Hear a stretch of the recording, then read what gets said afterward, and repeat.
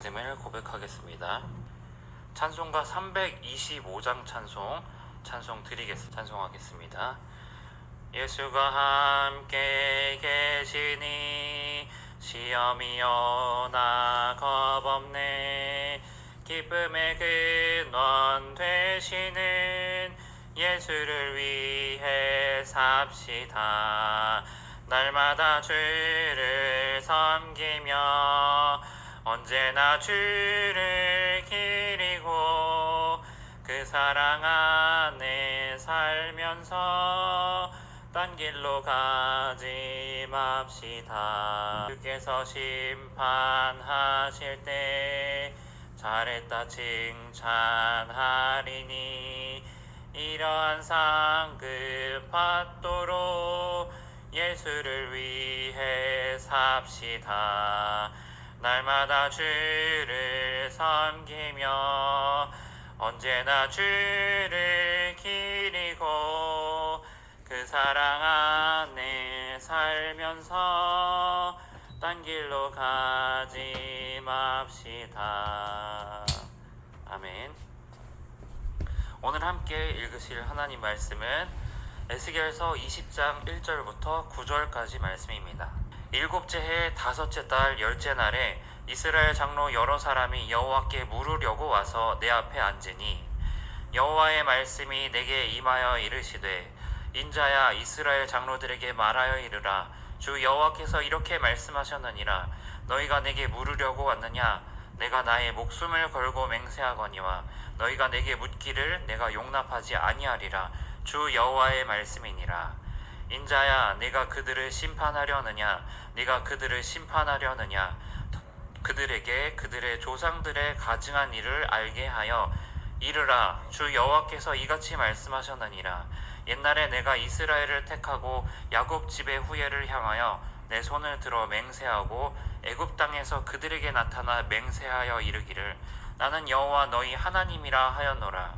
그날에 내가 내 손을 들어 그들에게 맹세하기를 애굽 땅에서 인도하여 내어 그들을 위하여 찾아 두었던 땅 곧 젖과 꿀이 흐르는 땅이요 모든 땅 중에 아름다운 곳에 이르게 하리라 하고 또 그들에게 이르기를 너희는 눈을 끄는 바 가증한 것을 각기 버리고 애굽의 우상들로 말미암아 스스로 더럽히지 말라. 나는 여호와 너희 하나님이니라 하였으나 그들이 내게 반역하여 내 말을 즐겨 듣지 아니하고 그들의 눈을 끄는 바 가증한 것을 각기 버리지 아니하며 애굽의 우상들을 떠나지 아니하므로 내가 말하기를 내가 애굽 땅에서 그들에게 나의 분노를 쏟으며 그들에게 진노를 이루리라 하였노라. 함께 읽겠습니다. 그러나 내가 그들이 거주하는 이방인의 눈 앞에서 그들에게 나타나 그들을 애굽 땅에서 인도하여 내었나니 이는 내 이름을 위함이라. 내 이름을 그 이방인의 눈 앞에서 더럽히지 아니하려고 행하였음이라. 아멘. 예수님을 알지 못하는 많은 사람들한테 물어보면 당신 믿음이 있습니까? 신앙이 있습니까? 물어보면 당연히 답할 거예요. 저는 종교가 없습니다. 전 믿음 없어요. 라고 합니다. 그런데 모든 사람들은요, 믿음이 없는 사람은 아무도 없습니다. 나는 무종교예요 라고 이야기하는 사람들은요, 그럼에도 불구하고 자기 마음 가운데 믿는 것이 하나 있어요. 믿는 구석이라고들 하잖아요. 내 마음이 신뢰하는 대상들이 꼭 하나쯤 있습니다. 내가 문제가 생겼을 때 뭐가 가장 믿음직할까? 내가 뭘 의지하게 될까? 그게 사실 우리가 예배하는 대상이에요. 그렇게 생각하면 종교가 없는 사람들도 다 각자의 방법대로 자신이 믿고 있는 대상들이 있습니다. 모든 사람들은 누군가 어떤 것들을 예배하면서 살아갑니다. 어떤 것들을 의지하지 않으면 살아갈 수가 없는 게 사람이에요. 그레고리 빌이라는 학자가 그런 말을 했어요. 우상은 이런 게 우상이다 라고 이야기했어요. 어떤 사람이 내가 불안할 때 내가 내 마음의 가장 큰 안전을 위해서 내 마음이 매달리고 의지하는 그 어떤 것이 있다면 그게 우상이다 라고 이야기합니다. 다시 생각하면 내가 나의 안전을 위해서 내 마음이 하나님을 매달리고 하나님을 의지하고 있다면 그게 우리가 예배하는 대상이 하나님이 되는 거예요. 그런데 그렇지 않고 내 마음이 안전하기 위해서 내 마음이 하나님이 아니라 다른 어떤 것들을 의지하고 무엇을 매달린다면 그게 하나님이 아닌 다른 우상을 숭배하는 것이 됩니다.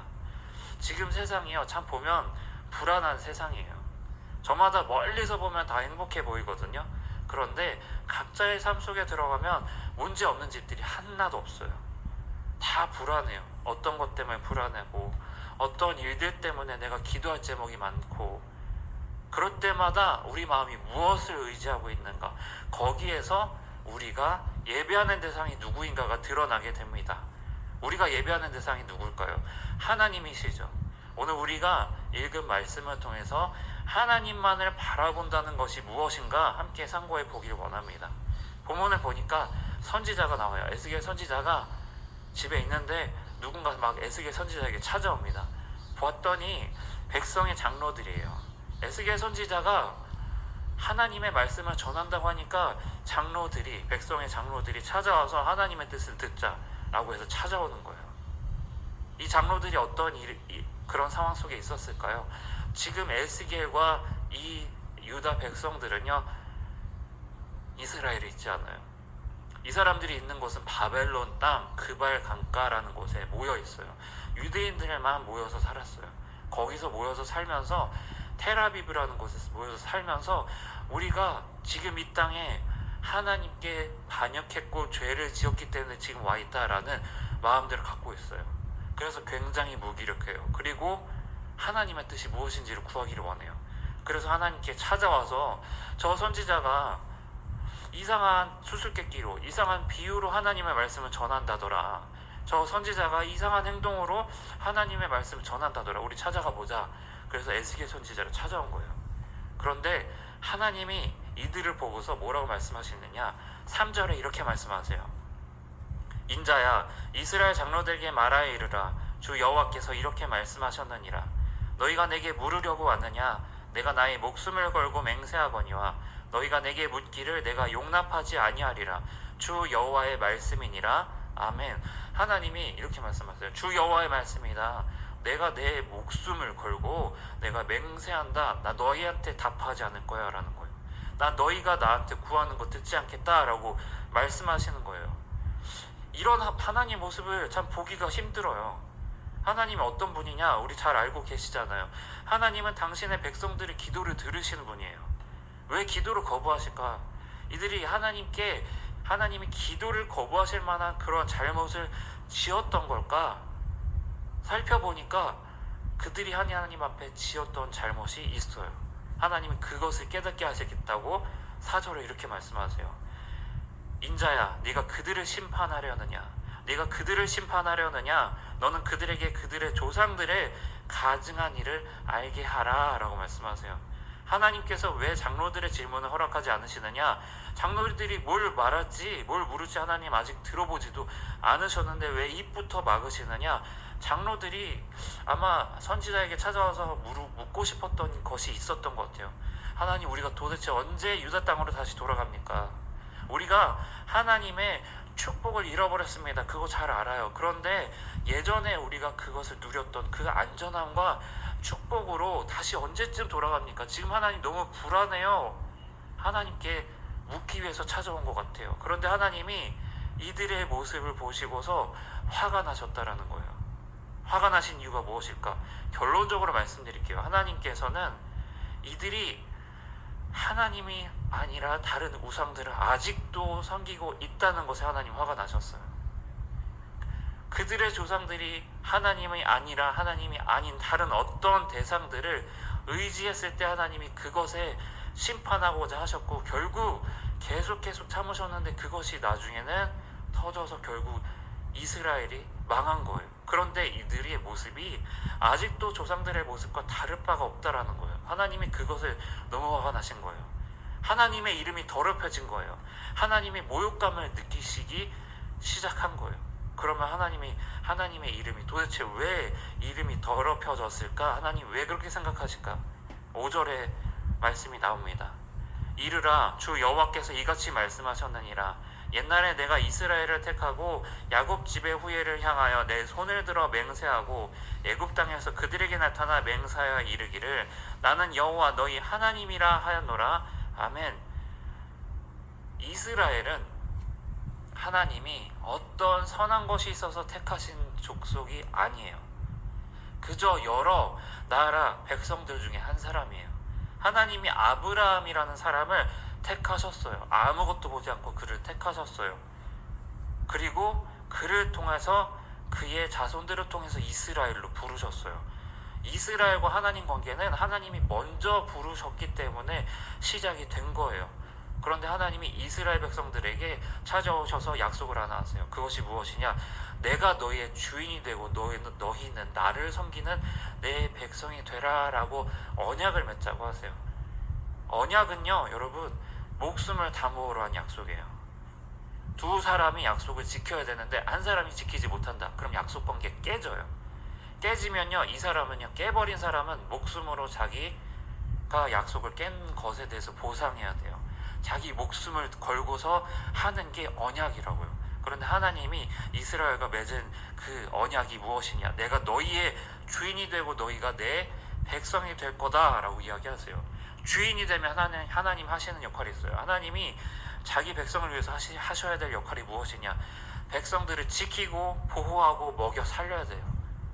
그래서 하나님이 이스라엘한테 주신 것이 무엇이냐? 땅을 주셨어요. 6절이죠. 그날에 내가 내 손을 들어 그들에게 맹세하기를 애굽 땅에서 인도하여 내어 그들을 위하여 찾아 두었던 땅 곧 젖과 꿀이 흐르는 땅이요 모든 땅 중에 아름다운 곳에 이르게 하리라 하고 하나님께서 그들에게 가나안 땅을 주셨다는 거예요. 그 땅이 어떤 땅이냐? 젖과 꿀이 흘러 넘치는 땅이라는 거예요. 그들에게 이 땅을 주시기 위해서 하나님이 찾아 두었던 땅이래요. 그들에게 하나님이 주시기 위해서 여러 후보들이 있었는데 그 중에서 가장 좋은 땅으로 그들에게 주셨다라는 거예요. 땅에서 그냥 살아가라고 하나님 땅만 주셨느냐? 그렇지 않아요. 이 땅에서 하나님이 매년마다 주시는 게 무엇이냐? 이른 비와 늦은 비를 주세요. 이스라엘에서 농사하려면요, 이른 비, 늦은 비 모르면 안 돼요. 이른 비에 맞춰서 씨를 심어야 되고 늦은 비에 맞춰서 씨를 심어야 돼요. 그래야 그 비들을 맞고서 자라나는 농작물들을 얻을 수가 있어요. 하나님께 의지하면서 살아갈 수밖에 없는 땅인데 하나님이 매년마다 이들을 하나님께서 먹여 살리셨다라는 거예요. 그러면 이스라엘은 하나님께 약속을 지켰을까요? 그렇지 않았어요. 7절, 8절을 보니까 목숨을 담보로 한 언약을 받았음에도 불구하고 이들이 언약을 먼저 깹니다. 7절, 8절 말씀 제가 읽겠습니다. 또 그들에게 이르기를 너희는 눈을 끄는 바 가증한 것을 각기 버리고 애굽의 우상들로 말미암아 스스로 더럽히지 말라. 나는 여호와 너희 하나님이니라 하였으나 그들이 내게 반역하여 내 말을 즐겨 듣지 아니하고 그들의 눈을 끄는 바 가증한 것을 각기 버리지 아니하며 애굽의 우상들을 떠나지 아니함으로 내가 말하기를 내가 애굽 땅에서 그들에게 나의 분노를 쏟으며 그들에게 진노를 이루리라 하였노라. 아멘. 애굽을 나온 이스라엘은 애굽 사람들이 믿는 우상을 섬기기 시작했어요. 이유가 무엇입니까? 눈을 끄니까요. 그들이 믿는 그 대상이 굉장히 화려하거든요. 황금 송아지를 만들어서 그 앞에 자신들이 지었던 농작물들 다 갖고 와가지고 바치고 그 앞에서 축제를 열고 눈을 끄니까요. 예배를 드리는 모습들이 화려한 모습들이 눈을 끄니까 우상을 섬기기 시작한 거예요. 내가 불안할 때 저 우상을 믿으면 조금 내 마음이 안정되겠다. 이스라엘 백성들이 그래서 애굽 우상들을 섬기기 시작한 거예요. 그런데 중요한 것이 무엇이냐? 내가 너희 주인이다. 하나님의 언약을 맺으셨잖아요. 그런데 이들은 내 마음을 안정케 하는 건 하나님이 아니라 저 우상인 것 같아요. 우상한테 달려갑니다. 그 모습이 하나님의 눈에 어땠을까? 가증했다라는 거예요. 하나님이 너무 미워하실 만한 모습이었다라는 거예요. 하나님의 화가, 분노와 진노가 머리 끝까지 차오릅니다. 그래서 하나님은 벌하시겠다라고 얘기하시는 거예요. 9절 말씀입니다. 그러나 내가 그들이 거주하는 이방인의 눈앞에서 그들에게 나타나 그들을 애굽 땅에서 인도하여 내었나니 이는 내 이름을 위함이라. 내 이름을 그 이방인의 눈앞에서 더럽히지 아니하려고 행하였음이라. 아멘. 하나님이 그런데 이스라엘을 벌을 내리질 않으세요. 벌을 내리질 않으세요. 머리 끝까지 하나님 화가 찾아쳤는데도 불구하고 벌을 내리시지 않는 이유가 무엇이냐? 오히려 하나님이 자기 이름을 위해서 이들을 벌하지 않겠다라는 거예요. 하나님을 알지 못하는 이방인들 앞에서 이스라엘을 심판하면 자신의 백성들을 구하지 못한 신이다라고 그 이름이 떨어지는 것을 하나님이 도저히 두고 보실 수가 없어요. 하나님이 이방인들 앞에서 그리고 이스라엘 백성들 앞에서 내 이름의 의미를 지키기 위해서 내가 이들이 심판받을 마땅함에도 불구하고 벌하지 않겠다라고 택하세요. 그래서 자기 뜻을 돌이키세요. 자기 화를 돌이키세요. 그럼 하나님의 이름이 뭘 의미합니까? 여호와잖아요. 하나님 이름. 스스로 있는 자라는 뜻이에요. 그 어떤 다른 대상이 만든 분도 아니고 누구에게서 태어난 분도 아니에요. 스스로 이 모든 만물의 시작이 되시는 분이에요. 이 모든 만물을 지으신 분이 하나님이시라는 거예요. 그런데 하나님이 이 이름을 가지고 처음으로 이스라엘 백성들한테 언제 소개해 주셨느냐? 언약 관계 맺을 때 소개해 주세요. 자, 내가 너희의 주인이 될게. 너희가 내 백성이 되어라. 언약 관계를 맺을 때 하나님이 서명하시는데 거기에 여호와라는 이름으로 서명하시는 거예요. 이 이름을 가지고 하나님이 이들을 벌하지 않으세요. 심판할 마땅한 사람들임에도 불구하고 내가 이들을 약속을 깨지 않겠다. 그래서 구원하십니다. 내 이름의 의미가 무엇이냐? 나는 너희와 맺은 약속을 절대 끝까지 버리지 않는 하나님이다라는 뜻이에요. 나는 너희에게 이야기한 그 말들을 결코 지키는 하나님이다. 너희가 악하든 어찌했든 간에 나는 내가 한 말을 결코 책임을 지는 자가 나다라는 거예요.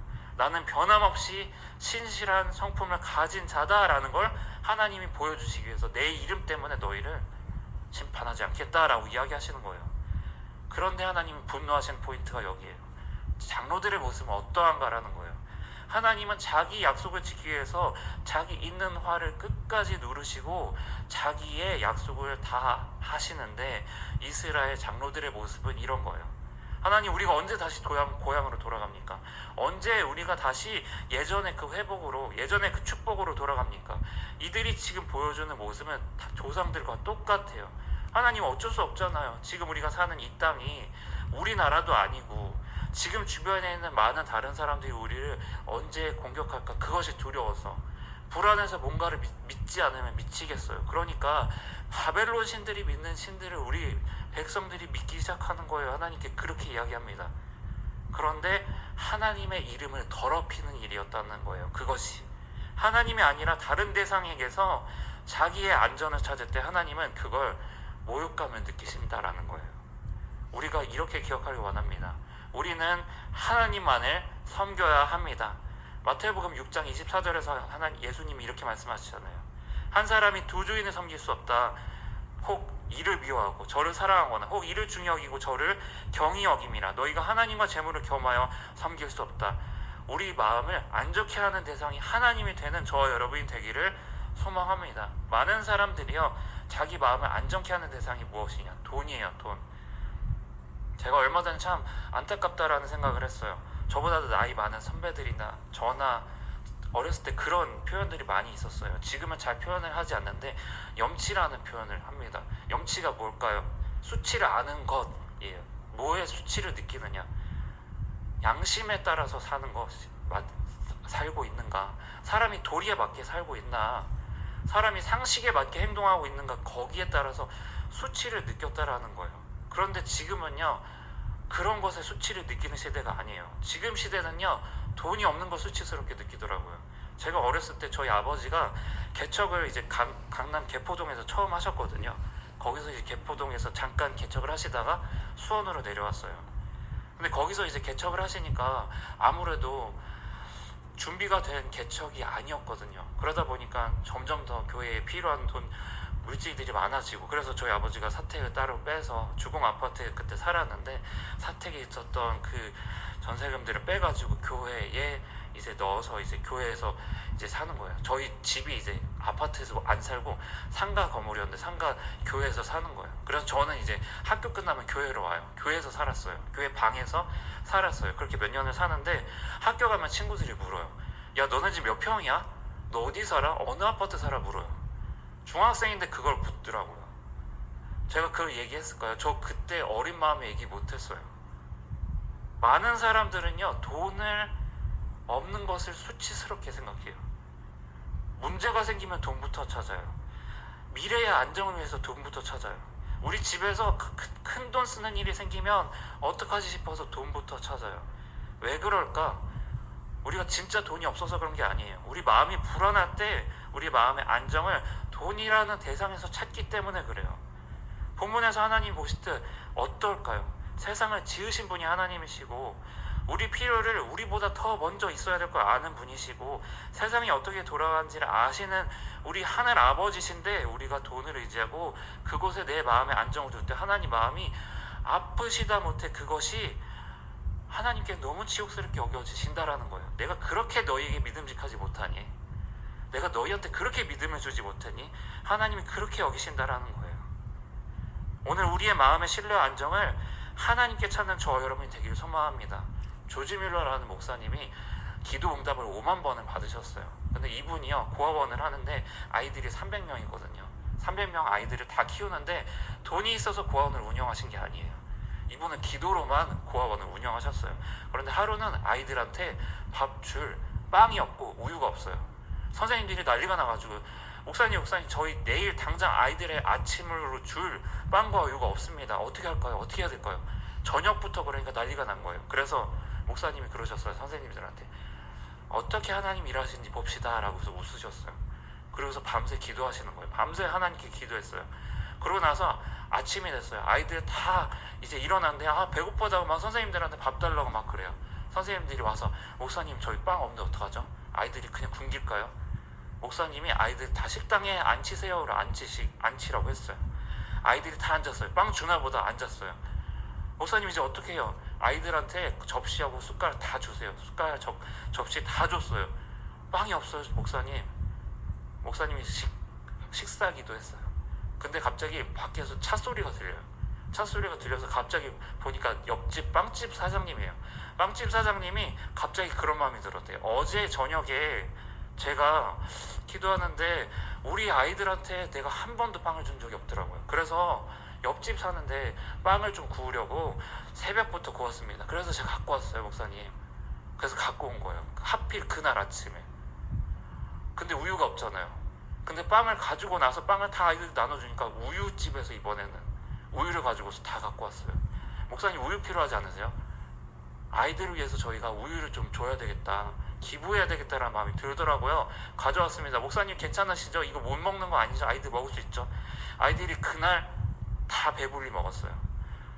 여러분 우리가 하나님께서 우리를 도우실 능력이 없으셔서 우리 상황을 모르셔서 하나님 돕지 않으시는 게 아니에요. 우리가 우리의 마음과 상황과 그 모든 부분들 하나님 다 알고 계세요. 그런데 중요한 건 우리의 마음과 안정과 신뢰를 위해서 돈에 두고 있지 않는가, 하나님이 아닌 다른 어떤 대상에 두고 있지 않는가 생각하는 저와 여러분이 되기를 소망합니다.